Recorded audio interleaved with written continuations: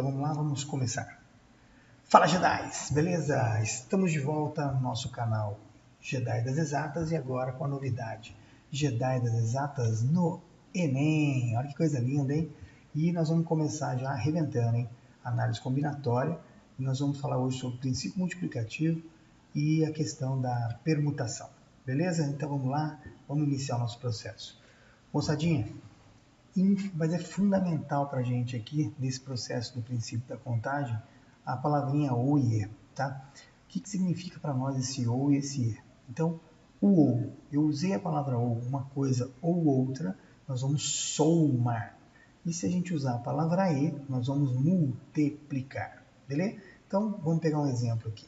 Eu tenho uma garota e ela vai sair de casa e ela tem 10 blusas, certo? E tem 20 calças. De quantas maneiras ela pode sair de casa? A pergunta é, ela usa uma blusa e uma calça ou uma blusa ou uma calça? Não, ela vai usar e. Então, eu multiplico, beleza? Show de bola. Agora, segunda situação é, e se eu tenho 10 sapatos e 20 botas? De quantas maneiras eu posso sair de casa? A pergunta é, eu vou usar uma bota e um sapato ou uma bota ou um sapato? É ou. Então, ou eu vou somar. Então, se eu tinha 10 e 20, então eu tenho 30 possibilidades. Legal? Show de bola. Dentro desse processo aí, então, vamos pegar um exemplo para a gente ver como que funciona. A ideia de repetição e não repetição. Então, com os algarismos 2, 3, 4, 5, 6 e 7, né?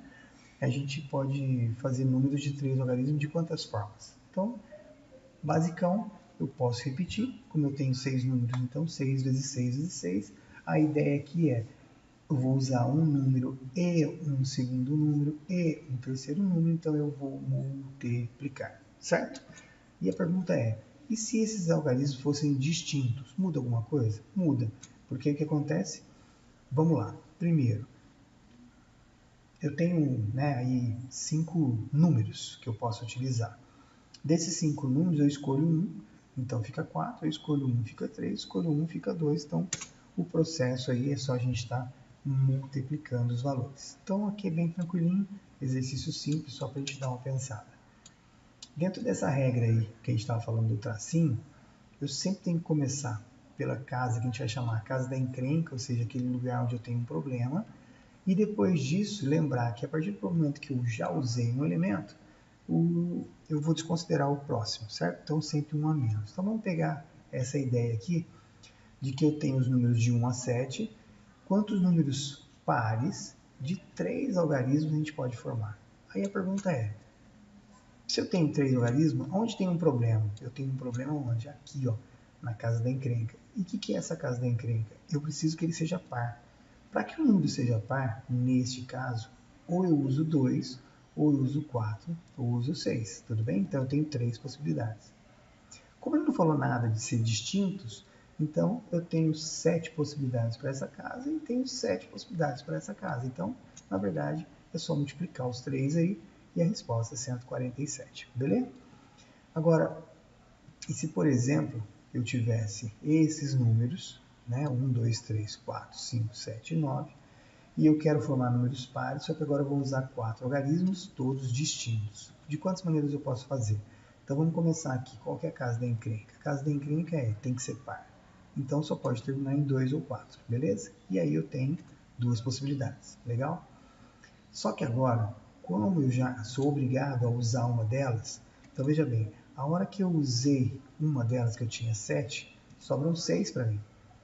E quando eu usar mais um, sobra 5. E quando eu usar mais um, sobra 4. Então agora é só a gente multiplicar todos esses valores e eu encontro quantas possibilidades eu tenho de formar números pares com 4 algarismos com esses 7 numerozinhos aqui. Show? Legal. Então agora vamos pegar um probleminha aí da nossa amiguinha Fubest, né? E vamos ver o que a gente faz para resolver.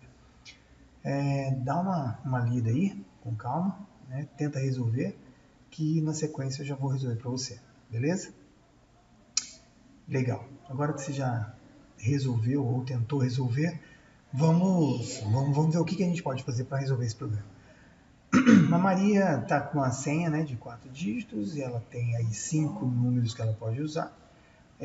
O mesmo número pode aparecer mais de uma vez, ou seja, ela pode repetir, não tem nenhum problema, né, pode haver repetição. Só que como ela é supersticiosa, ela não quer que apareça o número 3 na senha dela, ou seja, o algarismo 1 seguido do algarismo 3, tá? E a pergunta é de quantas formas ela pode fazer esse processo. Então vamos pensar o seguinte, quais são todas as possibilidades que ela teria para fazer? Como tem, né, não tem problema nenhum de repetição, então seria 5 vezes 5 vezes 5 vezes 5, então ela teria 625 possibilidades de resolver esse problema. Só que daí o que acontece? Vamos pensar o seguinte, ó, como são 4 dígitos, ela não quer que a senha dela comece com 1 e 3, beleza? Começando com 1 e o 3, observe que eu tenho 5 possibilidades para essa casa, 5 para essa, então eu tenho 25 números que eu posso formar usando aqui, ó, começando com 1 e o 3. Além disso, nessa senha aqui, eu poderia escrever o número 1313, tá? Legal. Vamos pensar numa outra possibilidade. Qual seria a outra possibilidade? O número 1 e o 3 aqui no meio.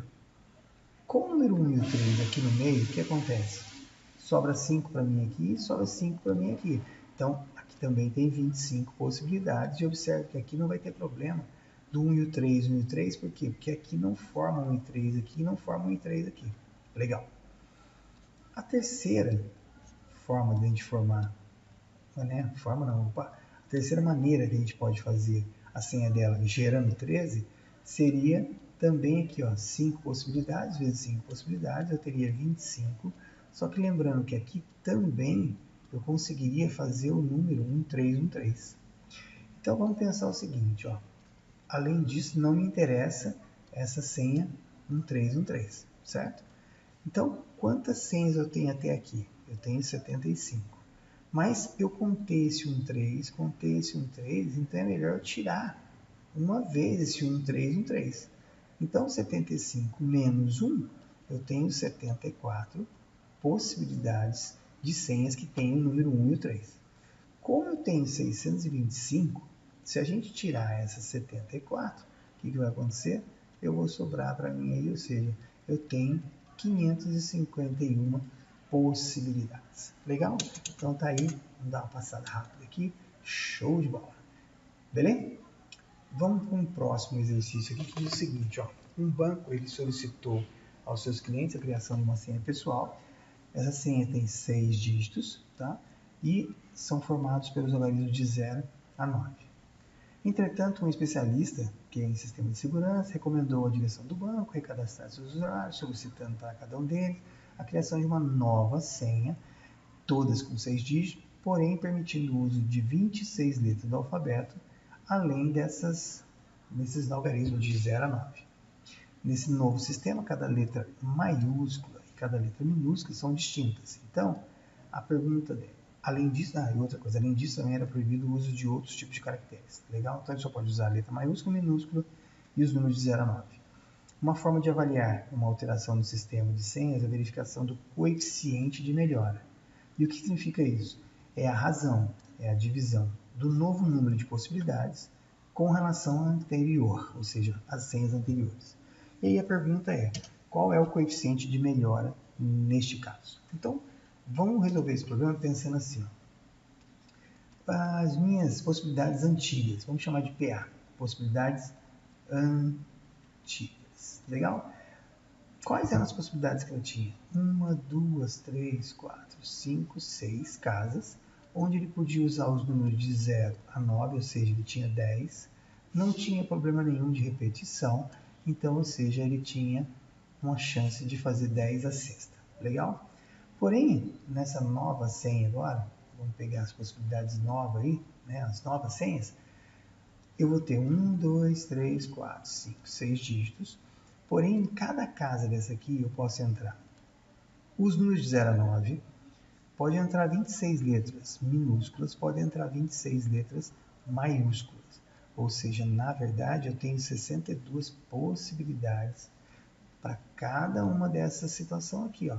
62, 62, 62, 62. Ou seja, isso aqui vai me dar 62 elevado a sexta, beleza? Como ele falou que o coeficiente de melhora é a razão entre eu colocar o valor das senhas novas em relação à senha antiga, bom, a senha nova eu tenho 62 elevado a sexta, a senha antiga eu tenho 10 elevado a sexta, então está aqui a nossa respostex aqui, ó, dentro do que foi solicitado, a alternativa A é a nossa resposta, beleza? Showzaço! Agora vamos pegar um próximo exercício aqui que fala o seguinte, ó, um curso de idiomas oferece aulas de segunda a sábado, e para fazer o curso completo, cada aluno deve assistir às 3 aulas diferentes por semana. Então, cada aluno deve assistir a 3 aulas, todas diferentes, na semana, de acordo com o seguinte sistema. A aula 1 do curso é dada na segunda-feira e tem uma repetição na terça. Então, se você assistiu na segunda, não precisa assistir na terça. A aula 2 é dada na quarta e ela é repetida na quinta. A mesma coisa acontece com a terceira aula, a aula 3, que ela é dada na sexta, ou eu repito, assisto a mesma aula no sábado. Na semana seguinte, as aulas 4, 5 e 6, elas vão seguir o mesmo sistema, legal? E aí diz o seguinte, ó, de segunda a sexta, eu tenho 4 opções de horário para a mesma aula. E ele fala os horários aqui que eu tenho, tá? Esses horários aqui é mais para confundir a cabeça da gente, porque o que me interessa aqui é saber que eu tenho 4 horários, tá? E no sábado, as únicas opções de repetição da aula, da sexta, eu tenho um probleminha aí que eu tenho o horário das 8 às 9 e das 10 às 11. Então, na verdade, eu só tenho 2 horários. Durante a semana, né, de segunda a sexta eu tenho 4 horários, mas no sábado só tenho 2. Legal? Para evitar a superlotação, cada aluno deve preencher semanalmente um formulário informando o dia e o horário que ele quer. E a pergunta é, o número de maneiras distintas ou diferentes que você pode preencher esse formulário em relação apenas aos dias e apenas às horas é... Então vamos começar a resolver nosso problema assim, ó. Para a nossa primeira aula, o que acontece? Na primeira aula nossa, nós temos o quê? 4 horários. Tudo bem? Tá. Esses 4 horários acontecem em 2 dias, certo? Por exemplo, podia ser na segunda ou na terça. Então, como eu tenho 4 horários e 2 dias, quantas opções eu tenho? Palavrinha E, eu multiplico, eu tenho 8 opções. Concorda? Chique. Vamos para a nossa segunda aula. E a segunda aula você vai ver que vai acontecer o mesmo processo. Ó. Eu tenho a questão de 4 horários, eu tenho 2 dias, então eu também tenho 8 opções. Já para a terceira aula, aí aqui eu tenho que tomar um pouco de cuidado, porque aí aqui eu tenho a questão da sexta e eu tenho a possibilidade de assistir essa aula no sábado. O que acontece na sexta-feira? Na sexta-feira eu vou ter 4 horários, tudo bem? No sábado eu só tenho 2 horários. Como eu posso assistir sexta ou sábado, eu tenho 6 opções de horários. Beleza? Tá. Agora vem a pergunta. Eu vou somar ou vou multiplicar? Eu tenho que assistir uma aula, ou uma segunda aula, ou uma terceira, ou eu vou assistir uma aula e uma segunda. E, lembra que ele tem que assistir as 3? Então, nós vamos fazer o quê? Nós vamos multiplicar, então a nossa resposta seria 8 vezes 8 vezes 6. E a gente fazendo a continha aqui, 8 vezes 8, 64, vezes 3, isso dá 384 opções de horário que ele tem para resolver esse probleminha dele. Certo? Show. Beleza? Vamos para o próximo. Moçadinha, nós temos aí um jogo de dama, beleza? E esse jogo de dama, ele é o nosso famoso 10 por 10, que são 100 casas, né? Então, eu tenho 10 na lateral, na direita, 10 na horizontal. Cada jogador dispõe de 20 peças iguais. E no Brasil e em Portugal, eles estão utilizando o que a gente chama de nosso tabuleiro de xadrez aí, ou de dama, de 64 casas, que são 8 por 8, tá? E a gente tem aí 12 pedras que tem cada uma a sua cor clara e cor escura. No início da partida, as pedras são colocadas nas casas conforme está aí o tabuleiro. O jogo sempre é iniciado pelas pedras claras e no movimento delas é feito sempre em diagonal sobre as casas escuras no tabuleiro, ou seja, sempre nesse sentido, na diagonal e andando nas casas escuras. Tá? Quantas são as possibilidades para a disposição das pedras no tabuleiro de dama na versão de 100 casas, ou seja, 10 por 10, certo? Sabendo que o primeiro lance que a gente vai ter de cada um dos jogadores, ou seja, saiu o primeiro e saiu o segundo. Então vamos contar o seguinte, ó. Quantas casas nós temos aqui? Ó? 1, 2, 3, 4, 5, 6, 7, 8, 9, 10. Então o tabuleiro que ele está falando é o que está aqui desenhado. Observe que esse cara pode sair ou aqui, ou aqui, ou aqui, ou aqui, e a mesma coisa para cada uma dessas situações, e esse só pode sair aqui. Então, veja bem, tem 2, tem 4, tem 6, tem 8, tem 9. Então, o primeiro cara que vai jogar aqui, ele tem 9 chances. Na sequência, o preto vai fazer a mesma coisa, também vai ter 9. A pergunta é, joga o primeiro e depois joga o segundo?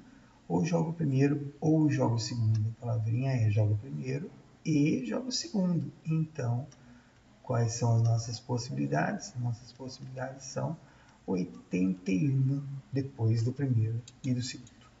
Fechado? Show de bola! Beleza? Vamos dar sequência aí, que nós estamos bombando. Antes da inclusão do dígito 9 na frente dos números dos telefones móveis da cidade de São Paulo, os números formados por duas sequências idênticas de 4 dígitos, por exemplo, como 8514, 8514, eram bastante disputados no mercado pela facilidade de memorização. As pessoas querem um número fácil para guardar. Como agora os números de telefone móveis têm 9 dígitos, os números formados por 3 sequências idênticas de 3 dígitos também adquirem essa facilidade. Então, por exemplo, se a gente pegasse esse número que está aqui, né, o 82982982, e eu coloco um 9 na frente, eu vou estar lendo, separando de 3 em 3 casas. Né? Então, 982, 982, 982 fica fácil de guardar. No Rio de Janeiro, os números estavam começando por 5, por 6, por 7, por 8 e por 9. E depois, com a mudança que ocorreu em 2013, todos os telefones passaram a ter o número 9 na frente. Tá? A pergunta é, quanto ou até quantos números de telefones móveis na cidade do Rio de Janeiro passaram a ser memorizados em sequências idênticas a 3 dígitos? Então, vamos pensar o seguinte, ó. O número Rio seria 9, 2 casas, daí eu tenho 9, 2 casas, e aí eu tenho 9 e 2 casas, beleza? Quem é que pode entrar nessa casa aqui? Lá no Rio pode entrar o 5, pode entrar o 6, pode entrar o 7, pode entrar o 8 ou pode entrar o 9. Tudo bem? Então aqui eu teria 5 possibilidades, tudo bem? Tá. Para essa casa aqui, eu não teria problema. Eu poderia colocar aí os números que vão de 0 até 9. Ou seja, eu teria 10 possibilidades. Concorda? Tá. Agora vem a pegadinha. Cuidado. O número que eu usar aqui é o mesmo que vai estar aqui e é o mesmo que vai estar aqui, concorda? Então aqui, ó, isso aqui, tanto que vai acontecer também para essa outra situação, ó, aqui os números que estão aqui eu não vou multiplicar porque é 1. O 9 automaticamente tem que ser ele, então não tem multiplicação. Na verdade, quais são as possibilidades de eu ter número de sequência de 3 em 3? Eu tenho 50 números que podem ser formados. Bem bacana, né, gente? Fácil demais, bem tranquilex. Moçadinha, você gostou aí dessa nossa aula introdutória aí? Na próxima a gente vai falar um pouco de permutação, arranjo, combinação, mas me ajuda aí, dá um likezinho, dá um joinha para nós aí e a gente vai estar de volta em breve. Jedis, que a força sempre esteja com você. Um grande abraço e até a próxima. E tchau!